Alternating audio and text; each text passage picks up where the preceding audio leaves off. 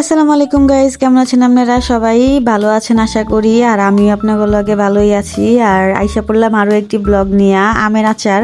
যেহেতু আমের সিজন আইসা পড়ছে, আমের আচার যদি না হয় তাহলে তো গাইজ এটা অধুরা অধুরা মনে হয় বছরটাকেই। তো আমার ঘরে তো আমের সিজন আসলে আর জলপুর সিজন আসলে আচার তো হইতেই হইব, মাস্ট। এটার তো কোনো মিস হওয়ার কোনো প্রশ্নই আসে না, কজ আমার জামাই আচার অনেক পছন্দ করে। মানে এক কথায় বলা যায় আমার জামাই আচার লাভার। সো গাইজ, অফ ক্যামেরা আমি আমগুলো কেটে নিয়েছি খুবই সুন্দরভাবে, আর এখানে আপনাদের সামনে ধুয়ে নিচ্ছিলাম। দেখেন কত ময়লা বাড়িছে, দেখছেন? এই কারণে বলডার আবার ধুয়ে লিতে হইতেছে। মানে হইতেছে গিয়া যে আমি পরিষ্কার পরিচ্ছন্ন না থাকলে আমি ওই জিনিসটা আবার পছন্দ করি না। তো এই জায়গা হইতেছে আমটাকে আমি দুই রকম ভাবে কাটছি। আবার কইতে পারেন যে কি ব্যাপার আপু, আপনি একভাবে দেখলাম কাটছেন, আবার এইখান দেখে আরেকভাবে কাটছেন। হ্যাঁ গাইজ, আমি আরেকভাবে কাটছি, কারণ হইতেছে আমার জামাই বলেছিল আমের আচার করার জন্য। তো আমের আচারের জন্য এই আমগুলো কাটার পরে আমার জামাই বলে যে না, সে আমের আচার খাবে না, আম ফলি খাবে। তারপর ভাবলাম যে কয়টা আম আছে ওই কয়টা আম দিয়ে না হয় ফুলি বানায় ফেলাই। তো লম্বা লম্বা করে কাইটা নিচ্ছিলাম, আর এইটা কাটছিলাম আচার করার জন্য। মানে হইতাছে গিয়া এক আম দিয়া দুই কাম হয়ে যাবে, বুঝছেন না? তারপরে গাইজ আমগুলাকে ভালোভাবে ধুয়ে নেওয়ার পর এটার উপরে শুরু হবে অত্যাচার। মানে হচ্ছে আচারের জন্য যা যা করার প্রয়োজন এটার উপরে সেই প্রসেসিং গুলো স্টার্ট হয়ে যাবে এখনই। তারপরে কাইটটা দুয়া হাতে করে খুব সুন্দর করে আদর যত্ন করে লইলাম, আর এখানে দিয়ে দিলাম হালকা একটু নুন আর একটু হলদের গুঁড়া।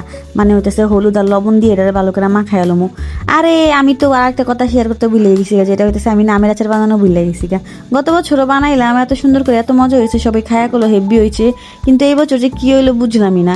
মানে যতবারই আমের আচার বানাতে যাই ততবারই না আমি ভুলে যাই। মানে প্রত্যেক বছর আমার ইউটিউব সাহায্য করে, ইউটিউব দেখে আমার আচার বানাইতে হয়। এছাড়া আমি আচার বানাইতেই পারি না। কি হয় আল্লাহ জানে, প্রত্যেক বছর মেমোরি লস্ট হয় নাকি বুঝি না, আল্লাহ জানে। এখন মনে হয় যে আমার বছর একবার করে মেমোরি লস্ট হওয়াটা মনে হয় আমার এটা খাইছিলতে পরিণত হয়েছে। মানে এত বাজে একটা খাইছিলত হয়েছে গাইজ। মানে যখনই আচার বানাইতে যাই তখনই মনে হয় যে কি জানি করি নাই, গত বছর জানি কি করছিলাম, কি জানি দিছিলাম, এই বছর কি দিলাম না, কি জানি মিস্টেক হয়। তো যাওগা এদিকে আমি হলুদ মরিচ মাখাইয়া সব আমগুলো শুকা দিছিলাম সারা রাত। এটা শুকানোর পরে পরের দিন শুরু করলাম প্রসেসিং।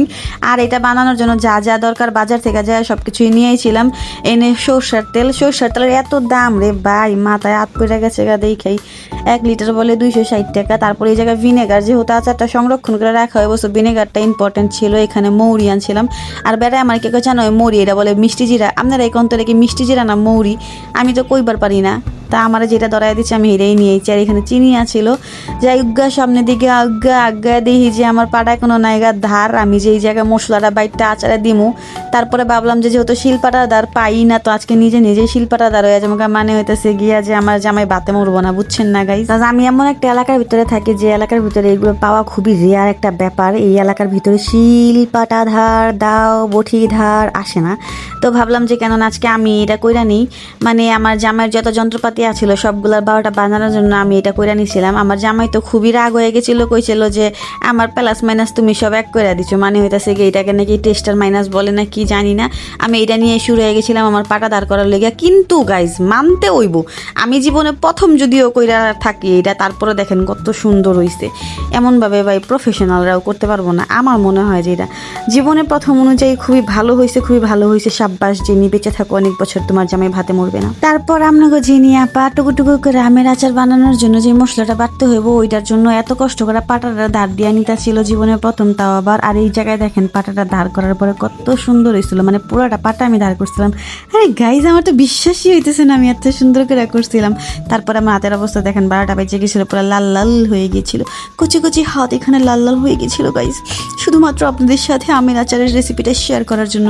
আর এই জায়গায় আমার মাইন আচারের অবস্থা 12টা বেজে গেছিল, এরকম বাইরেতে আমি আবার দেখাইতেছিলাম আপনার ঘরে। যাওগা এই জায়গায় যতগুলা মশলা ছিল সবগুলো আমি আস্তে করে বাইজা নিতেছিলাম। বাইজা নেওয়ার পর এগুলো বাইটটা নিবো। মানে মূলত হচ্ছে এই বাজার লইগা আর এই বাটার লইগা আমার এত কষ্ট করে পাটার আমার ধার করতে হয়েছে। মানে দেখেন গাইস কি একটা অবস্থা। ওইটা বাজমু আর এই পাটার ভিতরে বাটমু। তো যাওগা এই জায়গায় আমি শস্যা নিয়ে বয়া পড়ছি, সাদা শস্যা বাটা শুরু করলাম। কাজ আচারের ভিতরে নাকি শস্যা দিতে ইউটিউব খালাম্মা কইছে। আর বাটার পরে দেখি হ্যাঁ 100 কাম করতেছে। এটা আবার আপনাদের লোকে শেয়ার করে দিলাম। কত বড় খাচ্ছর আমি, যে আপনাগুলোকে আবার কইতাছি যে বাটার পরে আবার 100 কাজ করতেছে, আবার হাত দিয়ে দেখাইয়াও দিলাম। তো যাই হোক, এই জায়গায় আমি সরষের তেল দিয়ে দিলাম বেশি বেশি করে, একটু কম কম দেওয়া দরকার ছিল, কাজ সরষের তেলের যেই দাম শুনেই তো মাথা করে বন বন। তারপরে তো আমার জন্মগত খাইছিল যেটা, এটা হইতেছে গরম হওয়ার আগেই মশলাপাতি দিয়ে দেওয়া, মানে হইতেছে কোনো সময় গাইজ আমি তেল গরম হওয়ার অপেক্ষা করতে পারি না, মানে ধৈর্য বলে একটা ব্যাপার যে থাকে, ওই ব্যাপারটা আমার ভিতরে নাই। সো আপনাদের কাদের কাদের ভিতরে ধৈর্য আছে সেটা আমাকে অবশ্যই জানিয়ে যাবেন কমেন্ট বক্সে, কাজ আমার ভেতরে তো সেটা নেই।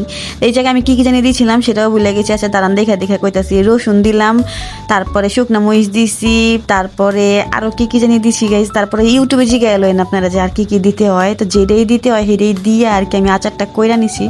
কিন্তু গাইজ বছরে একটা আচার খাওয়ার জন্য যে হেসেল পোহাইতে হয়, মানে হচ্ছে এই যে বাট্টা লওয়া, কাইটটা লওয়া, রাইন্দা লওয়া, মানে সব কিছুতে একদম মানে হেবা যাবা একটা অবস্থা হইয়া জায়গা। তো এই বছরে একবার এই আচার খাওয়ার লেগে মানুষ এত কষ্ট করে, মানে আমার জামাই না থাকলে আমি জীবনে আচার বানাইতামই না গাইজ, এত কষ্ট করতে হয়। এই আচারটা বানানোর পরে গাইজ একটা জিনিসই বুঝতে পারলাম যে কষ্টের ফল অনেক মিষ্টি হয়, এটা কথাটা সত্যি। মানে হইতেছে আমার জামাইকে যখন আচারটা খাইতে দিচ্ছে, আমার জামাই তো এত টেস্ট, মানে আমার কল্পনারও বাইরে ছিল গাইজ যে আচারটা তো মজা হইব। কিন্তু আরেকটু কিছু করার দরকার ছিল, যেমন হইতেছে গিয়া খোসাটা ফালাইয়া দেওয়া দরকার ছিল, বাট এটা করি নেই গা। তো যাও গা, আরেকটা আচার করার জন্য ওই ফ্রাই প্যান বসাই দিলাম। ফ্রাই প্যানের ভিতরে যত রকমের সবজি আছে, থুকু কি কই সবজি বলে, মানে আপনাগুলোকে কথা কইতে গেলে পেলাম না, মাথাটা আমার আউলা আছে। তো এখানে যত রকমের মশলা আছে সবকিছু আমি নিয়ে নিলাম, আর এটা ভাজ্য লমু ভালোভাবে। তো ভাবলাম যে একটু মরিচটা কম হয়ে গেছে, পরে আবার আমি মরিচ দিছিলাম। তো যাই হোক, এটা আমি সুন্দর করে ভাজ্যা নিবো, ভাজ্যা নেওয়ার পরে এইটা আবার বাইটটা নিতে হইব, মানে ওই বাটাবাটির কামি শেষ হইতেছে না গাইজ, কি করবো বুঝবার পারতেছিলাম না। আর এর দিক দিয়ে তো মনে করেন যে পাটা খোদাই করতে গিয়ে হাতটা লাল বানায় ফেলেছি, আবার বাটাবাটি করতে গিয়ে দিক দিয়ে আমার হাতের 12টা বেজে গেছে। তো যাই হোক, এখানে আমি লাল লাল করে ভেজে নিয়েছি, ভেজে নেওয়ার পরে এই তো আচারটা আমি আবার একটু সুন্দর করে নেড়ে তেড়ে দিচ্ছিলাম, আর পাশাপাশি ওই আবার বাইটটাও নিতেছিলাম। তারপর দেখেন গাইজ, এখানে আমার আচারের কালারটা অলরেডি চেঞ্জ হওয়া শুরু হয়ে গেছে, মানে হইতেছে গিয়ে একটা হলদা হলদা ভাব পড়ছে। তারপর আমি ভুলে গেছিলাম লবণ দিতে, তারপর আমি লবণটা ওটু দিয়ে নিলাম, আর এরপরে দিয়ে দিলাম যতগুলো মশলা আমি বাইটা নিয়েছিলাম, মানে হচ্ছে ওই যে আমার খোদাই করা পাটার ভিতরে। মানে মনে করলে আর কি খুশি খুশি লাগে যে আমিও একটা কাম করছি, আমার জামাই বাতে মরবো না, মানে সারাক্ষণ এইটাই মনে করতে করতে আমি তো খুশিতে যোগ্য, বেশি খুশি হওয়ার ভালো না। তো এই জায়গায় আবার আমি মশলা দেওয়ার পরে একটু হলদের গুঁড়া দিয়ে দিলাম, একটু মরিচের গুঁড়াও দিয়ে দিলাম, যেন একটু ফ্লেভারটা ভালো আসে আর খাইতে যেন একটু টেস্টটা বাড়ে। তারপর একটু নাইড়া চেড়া নেবো, মানে যে যদি একটু ঝালটা কম হয়ে যায়, আমি তো বললামই আপনাদেরকে যে আমি টক ঝাল মিষ্টি আচার বানাবো। তো যেহেতু আমটা টক ছিল, তারপর এখানে ঝাল ঝাল দিয়ে দিলাম, আর তারপর এখানে ভালোভাবে নাড়াচাড়া করার পর দিয়ে দিব চিনি, যেন মিষ্টি মিষ্টি হয়ে যায়, তাহলেই হয়ে যাবে আমাদের টক ঝাল আমের আচার। আর গাইজ, এই আমের আচারটা বানানোর ভিতরে যেই পরিশ্রম গেছে আর যেই টাকাটা খরচ হয়েছে, এটা শুনে আমার হাজবেন্ড কি বলেছে জানেন? আমার হাজবেন্ড কইছে যে এরপর থেকে আর আচার বানানো লাগবো না, দরকার হলে আমি প্যাকেট আচার কিনা লইমো, সরি বয়ম আচার কিনা লইমো, ওইটাই খাইমো, তারপর আর আচার বানাইমো না। মানে গাইজ, আমি ভয়েস ওভার দেওয়ার সময় এত বেশি এক্সাইটেড হয়ে যাই যে আপনাদের সাথে কি থেকে কি কোনো কিছুই মাথায় ডুববার পারতেছে না, মানে কিছুই মাথায় ডুববার লাগে না যে কি কইতাছি, কি কইবার লাগছি, কি হইতাছে, কোনো কিছুই মানে চোখে পড়ে না আর কি, চক্ষু মুখুর মাথা খেয়ে লাইছি। আচ্ছা যাই হোক, এই জায়গায় দেখেন চিনিটা দেওয়ার পরে কিন্তু পানি ছাড়বো, আপনারা আবার ডরাইয়েন না যে এতগুলো পানি কি লেগে এই জায়গায় আপু দিয়ে দিচ্ছি, আমি কিন্তু কোনো পানি দিই না, এটা চিনিতেই পানি ছাড়ছে। তো পানি ছাড়ার পরে যখন নাকি দেখবেন যে আচারটার কালারটা এরকম আইছে, তখন বুঝবেন আপনার আচারটা অনেক মিষ্টি, অনেক ঝাল, অনেক টক আর অনেক সুস্বাদু হইবার যাইতেছে। তো গাইজ, আমের আচার বানানোটা অনেক বেশি কষ্টকর, যার জন্য কি না আমি এই আচারটা বানিয়ে দেখিয়ে দিলাম, আর আপনাদেরকে ওই আচারটা দেখাতে পারলাম না, ওইটার জন্য মশলা এখন আমি বাটছি। তো বেটে নেই, বেটে নেওয়ার পরে হচ্ছে আমি ওই আচারটাও বানিয়ে নিব, কিন্তু ওইটা আর ক্যামেরার সামনে আনতে পারবো না গাইজ, অনেক বেশি পরিশ্রম হয়ে যায়, অনেক বেশি কষ্ট হয়ে যায়। যেটা দেখাইছি আপনাদের কাছে একদম সহজ পদ্ধতিতে, আপনারাও বাড়িতে বই এটা ট্রাই করেন, আমের সিজন থাকতে থাকতেই ট্রাই করেন, নয়তো বাবা আমের সিজন গেলে পরে আফসোস করবেন এত মজার আচার কি লেগে বানাইলাম না। তো দেখেন গাইজ, এখানে আমার আমের কত সুন্দর একটা কালার চলে এসেছে, মানে সরি থুকু আচারের অনেক সুন্দর একটা কালার চলে এসেছে, আর আসলে তেলটা অনেক বেশি হয়ে গেছিল। তো যাও গা, এটা আবার শুকায়া যাবো, কারণ আমি যেই পরিমাণের মুড়ি মাখা খাই সেই মুড়ি মাখাতেই যাই। আজকের ব্লগে এই পর্যন্ত থাকতে, সবাই ভালো থাকবেন, আল্লাহ হাফেজ।